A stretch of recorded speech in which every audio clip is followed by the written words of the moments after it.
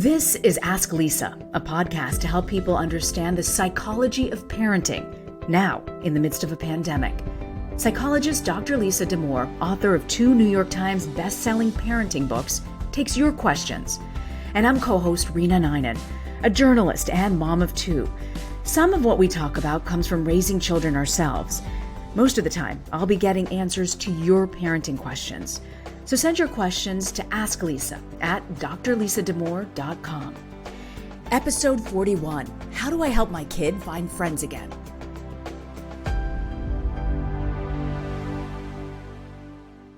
So I feel like finally there are some things pre-pandemic that are returning back into our lives again.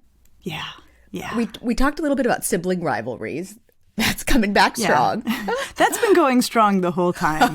So true. We never lost Maybe that we're one. just at a point where we can hardly take it anymore. You're right. Such a good point. But it's nice to see, kids getting back with their friends. We're talking birthday parties, which we weren't really months ago. We got a letter from a parent who's talking about finding friends. We've been so isolated. You think about the impact it has on children. And this parent writes, Dear Lisa, you've been so helpful throughout this pandemic, and I'm hopeful that you can help advise me now. My 12-and-a-half-year-old daughter is in the 7th grade at a new school this year. When school opened up, I insisted that she go back in person for social reasons. In school, she reports that she's always alone. She doesn't know anyone. She carries a book with her at all times. I can only imagine her loneliness when masked, so she can't smile at others or see smiles from them. There is very little opportunity to interact safely. On her end, she's completely changed in personality. This is a child who has always been so outgoing and would often overwhelm other children with her friendly, inclusive manner as she was growing up. She made friends easily and was well-liked. Now it's impossible to get her out the door to engage others. I feel like COVID has destroyed her social development, and I don't know how to help her. I need her back. Please help me with my kid. It is so painful to watch. A frustrated mom. God, this just hurts to read. It does. It does. And I got to tell you, Rena, as you're reading it, I'm like, okay, this is my nightmare scenario, right? Why nightmare? Nightmare. Okay, new school, 7th grade, COVID. I mean, it is such a lot of whammies in one. Such a lot of whammies.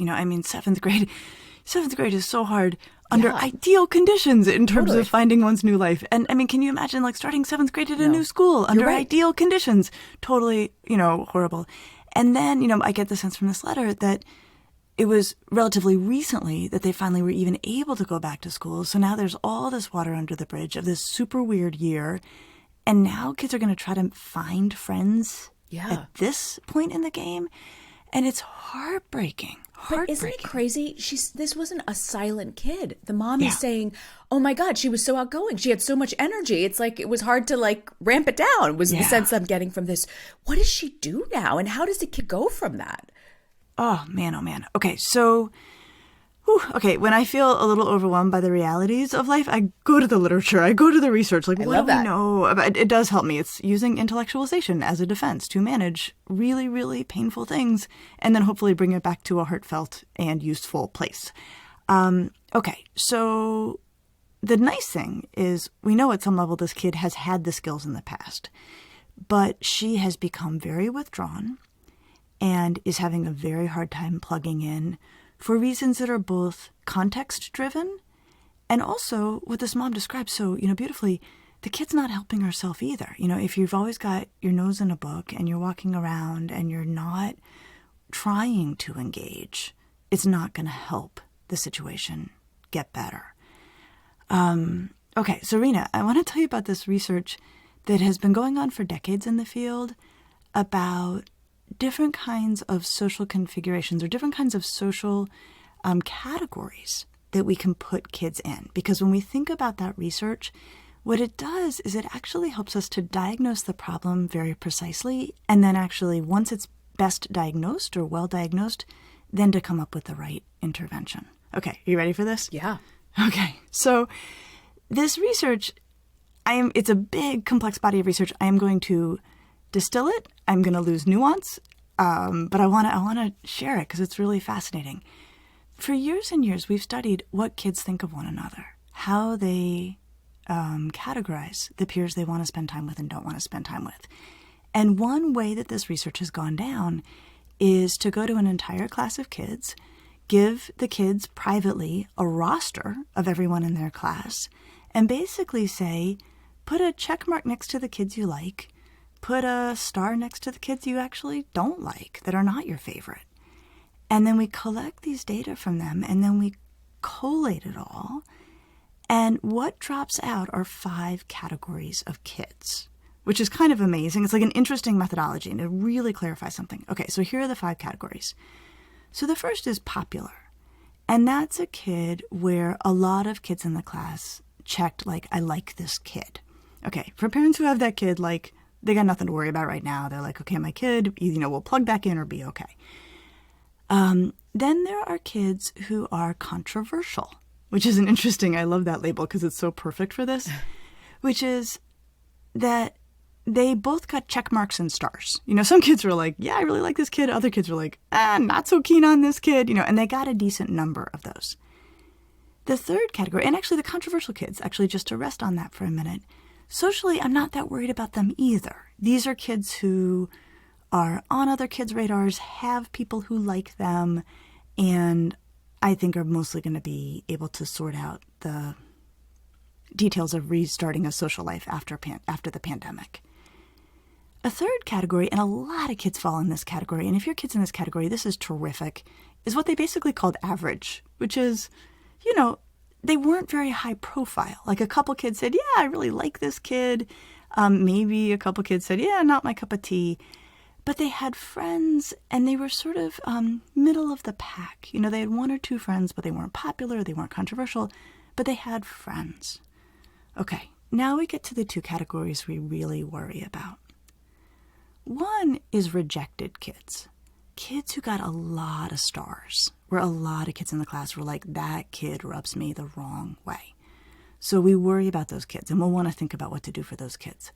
And then the last, and this is where this kiddo from this letter belongs, is what we call neglected kids, which are kids like no one's checking or starring their name. They're just sort of invisible to their peers.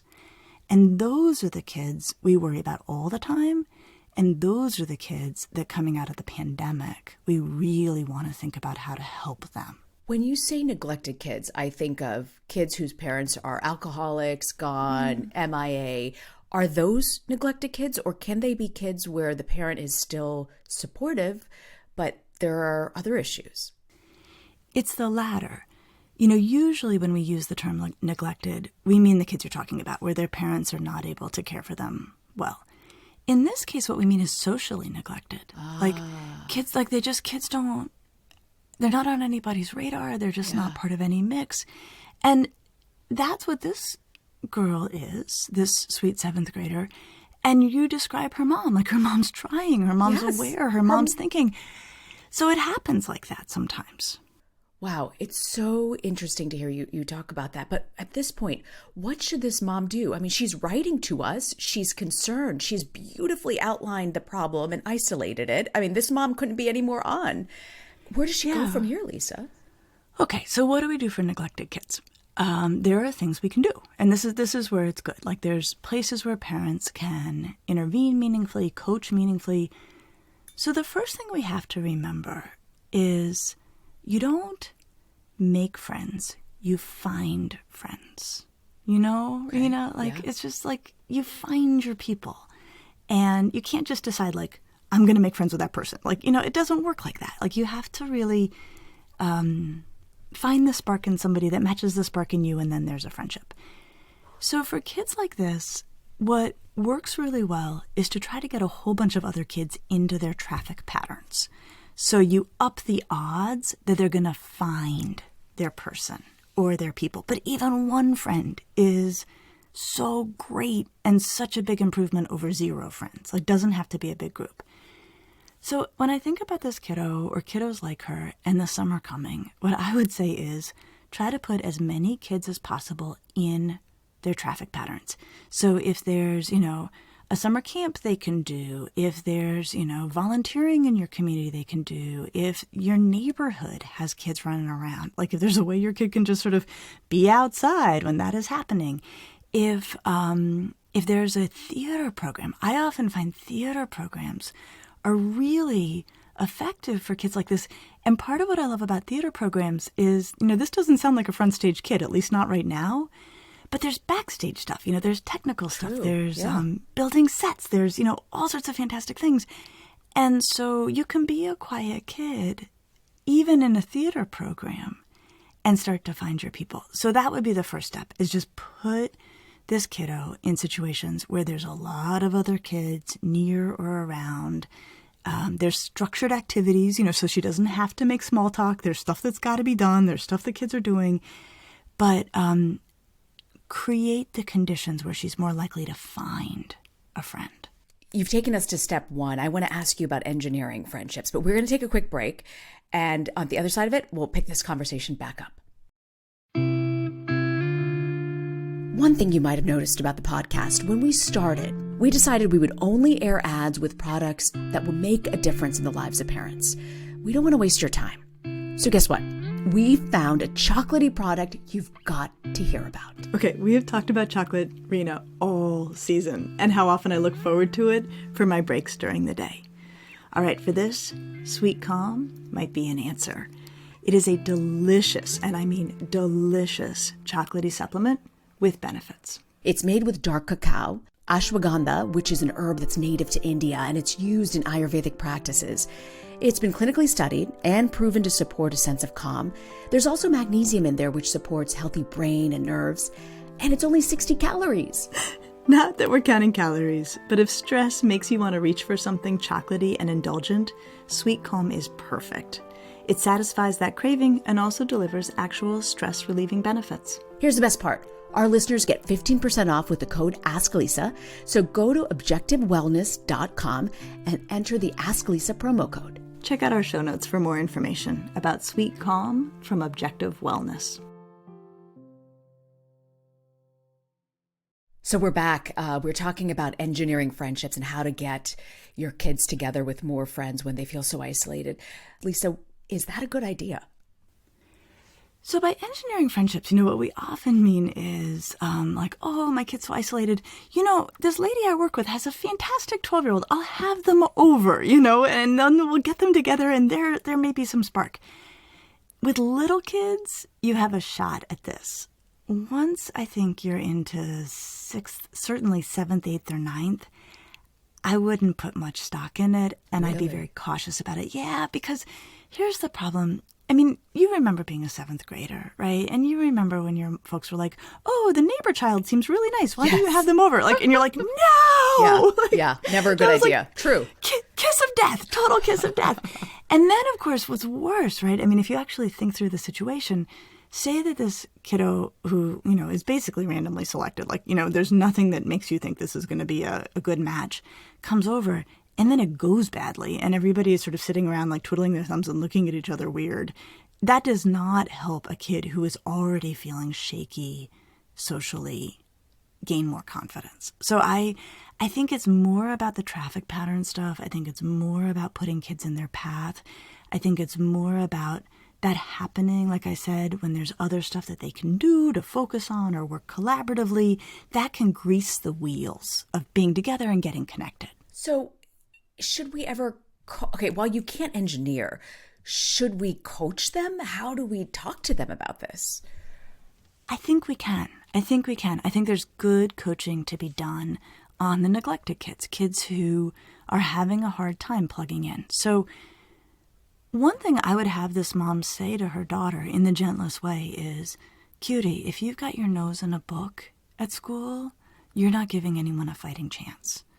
I want you, to try to make eye contact with people or be near people or, be warm in any way you can. Is there anyone that who else is sitting in the lunchroom? Is there anyone else there who's sitting, that doesn't have somebody they're sitting with? Or is there a group that seems gentle that you could ask if you could join? So they do need help often taking that first step. And if they're a sophisticated kid, if it's a pretty cognitively sophisticated kid, what we can say to them is people want to be friends with people who make them feel good. And you need to send signals to people that make them feel welcome, feel invited, feel drawn towards you. If you're sending what are essentially go away signals, people are going to go away. And that can be a beginning conversation to help kids think about the power they have for how they enter a situation. You've talked about neglected kids. Tell me a little bit about rejected kids. Who are they? What really works for them? They are actively doing things that are rubbing other kids the wrong way. So neglected kids are just no one's paying attention to them. And our job is to help them sort of make themselves more visible and get where they can see other kids and other kids can see them. Rejected kids know them, right? And they're like, no, that kid is annoying to me. And what's interesting, Rena, is there's a pretty common list of the things that rejected kids are doing that create trouble for them socially. Really? What's on that list? Yeah. So obviously meanness, right? If you're mean, that's not going to help you, especially if you don't have a lot of social charisma, right? That probably the more controversial kids are both charismatic and also occasionally mean. Whereas rejected kids might just be mean, and so kids are like, I'm not dealing with that. But it could also be things that are more in the department of being, intrusive, kind of busting in on conversations or speaking over other kids. It can be things like not managing personal space. You know how kids can they're those kids who just take up a lot of space and they're kind of in your bubble. Yes. And you might not even mind that kid so much, but you're like, dude, back it up, So there's that. There can also be things like they tattle, that they're like going and getting a grown up, around stuff, which basically by second grade, you can't do that anymore and still be, getting along well. I mean, you could do it maybe occasionally on big stuff, but for the most part, by second and third and fourth grade, going and getting the teacher when you're unhappy socially, isn't going to really make things work well with your peers. So part of what we have to do is to try to help these kids rein those behaviors in. And often if they can rein those behaviors in, things get better. So tell me about rejected kids. What else should we know? They sometimes get sort of pigeonholed by their peers. One of the challenges with a kid who has, been struggling with impulse control, maybe has rubbed, kids the wrong way a fair bit, is their peers can lose patience with them. They can get tired of it.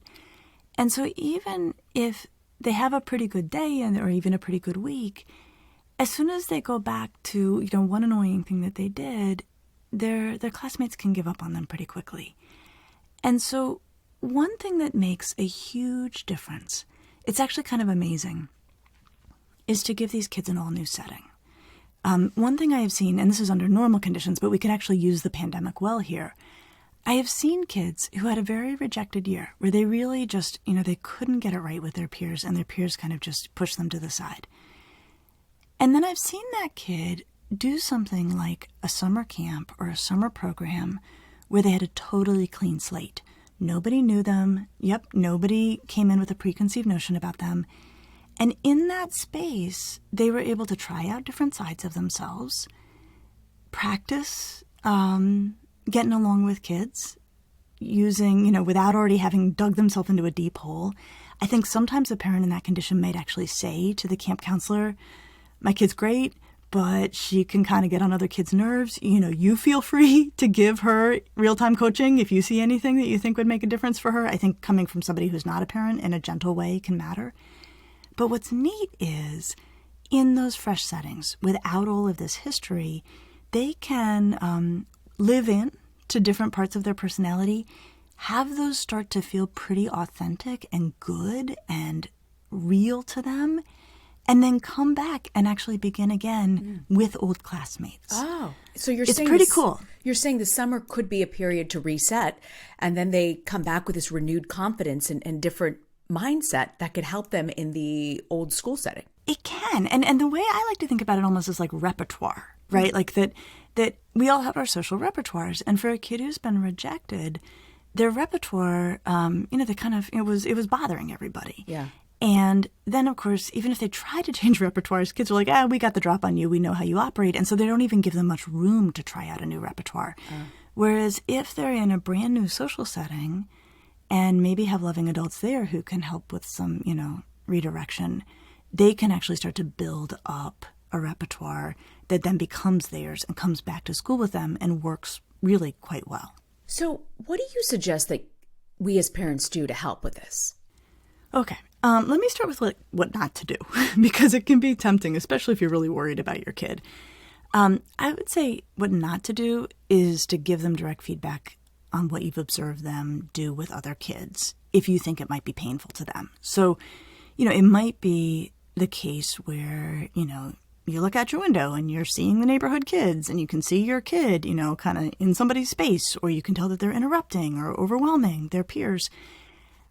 As much as we might want to, when they come back in, I would be very cautious about being like, buddy, I was looking through the window and you're not respecting kids' personal space, or I can tell that they're talking and you're talking over them.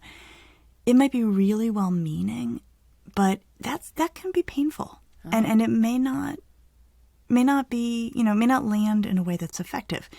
If you know your kid and they can take it, do it carefully, but consider doing it. But what I would say instead is they're probably doing with you what they're doing with their peers. And as adults, how you kind of accommodate to your kid, you get accustomed to your kid, you get used to how they interact. What I would say, Rena, is I would up the bar a little bit. If your kid isn't respecting personal space with you, if they are all over you and they're old enough to know differently, that's a place where you might say, hey, cutie, I love you. I want to snuggle. Here's something I can give you some coaching on. We're pretty close. And though it's okay with me, I want you to be mindful of the kind of space you give other people, maybe your classmates. I want you to watch your other classmates in terms of how close they get to each other. Because while this is all right with me, if this is going on with your peers, that's going to be hard for them. They're going to feel like they don't have enough space. So it can be gentle based on what's transpired between the two of you, and you're just making, kind of vague recommendations, but you're not saying, whoa, I watched you with that kid and I could see why, they're not calling. I want to go back to this mom's letter because what disturbed me and almost, I have to say, scared me was she said that her child was completely changed in personality. She was so outgoing before, made friends easily, really well-liked. Now she says it's impossible to get her out the door, to gauge her. How do we as parents, when you've seen your child transform or change, and not for the best in this pandemic, what's your advice to parents who are struggling with this? It's a good one. And of course, in listening to this, I do think, is this kid depressed? Has this sort of gotten to a level where there's depression? And, I don't really know. And we can't really know. If there's more reason to think that, I would say, check in with your pediatrician. But what I would say is they're really out of practice. And it is good to know that there's a time in this child's life where she was very comfortable socially. And so I wonder if part of how a parent might approach this child or another kid who feels like they don't know what to do or doesn't feel like themselves anymore is if we just use those words and say, look, you've done this before. You can do this. You're just really out of practice with doing this. It would be like if you played a game every single day and then didn't play it for a year. The first time you come back to it, you're not going to feel so sure of yourself. But once you get back into it, the skills will return. And Rena, the reason I think we need to remind kids of this, to give them some perspective of they've done this before, they can do it again, is that when you're 12, like this kiddo is, a year is a really, really long time. Or, 14 months in a pandemic. It's true. Think of the percentage of this kid's life. That's true. And so, she really may not have any perspective that she can do this, she has done this, she can do it again, she's out of practice, she feels rusty. So for kids who feel like they're pretty dramatically changed, what I would say to parents is trust that your kid can change back.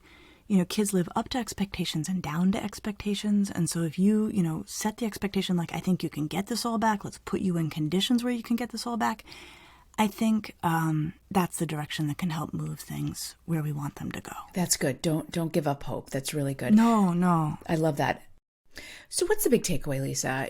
We're reemerging, right? This is going to be an interesting summer. We're all trying to get back together again. If your kid is socially isolated, doesn't have friends, what should parents really keep in mind? What's the big picture? Honestly, Rena, kids need one friend. That's really, for me, what it's about. Like, if your kid is neglected and has no friends, if your kid is rejected and has no friends, like, to me, that's on fire. That's on fire. Like, the gap between one friend and zero friends in my life, in my kind of, how I think about this as a psychologist, that's a Grand Canyon. So if you're worried about your kid, it's not about helping them build a broad social network. It's helping them find one person just to get started where they feel connected and accepted. That is a huge triumph. If it builds from there a little bit, that's fantastic. If it doesn't, that's okay too. But kids need friends. Kids need friends. It doesn't matter how well they get along with their family. It doesn't matter how well they are admired by teachers. Kids need to have at least one age mate who they feel is a good buddy. That's great. I'm glad we're having this conversation, especially now as the summer's starting, and to hear you can fix this. This is fixable. Don't lose hope. I love that. I love that. And we've got a book giveaway for today. We do, actually. So there's a book I have long recommended to families when they have a kiddo who's in that kind of neglected, rejected department. And it's called The Science of Making Friends. Isn't it perfect? Perfect. Helping socially challenged teens and young adults. Love it. And it's by Elizabeth Laugeson. And it's so smart, Rena. It is so smart because it's realistic. It's about how do you enter a conversation? How do you keep a conversation going? And she gets it. It's smart. It's useful. So let's give away a copy of this. I love that. That's so great. And it's also a great reminder for everybody that, we all need a little education and a little extra boost sometimes when thinking about these issues. So thank you for that book reminder. That's great. Yeah. So folks should head over to our Instagram page if they're looking for details on how to enter this book giveaway. It's a really good book. Sounds great. And what do you have for us for Parenting to Go? Well, one thing that I have found interesting in the literature of looking at kids and their friends is that being popular is actually overrated. Really? Yeah. So when we look at kids who have a lot of social ties, what we see is, maybe they're envied by their peers because they have a lot of social ties, but it's pretty stressful. Having a lot of friendships that you're trying to maintain, especially across different groups or even within the same group, can be a bit of a workout. The kids can feel like, they're not quite sure where their loyalties belong. If I say yes to this thing, I'm saying no to that kid, and it feels crummy.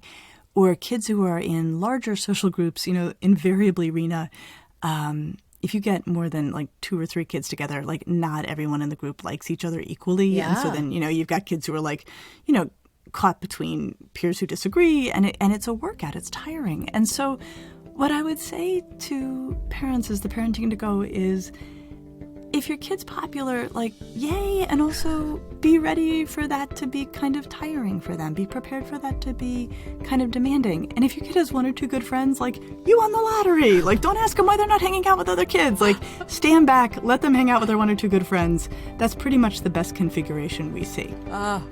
I wish I knew this in high school. Not being the popular kid has its advantages. Absolutely. I'll see you next week, Lisa. See you next week.